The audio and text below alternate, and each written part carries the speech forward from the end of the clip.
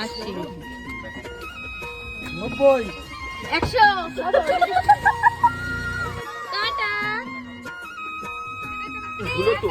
Tata bye bye ভাই দিচ্ছে by. তোর শুধু পেছনেই বসায়, আমার একদম ভালো লাগে না।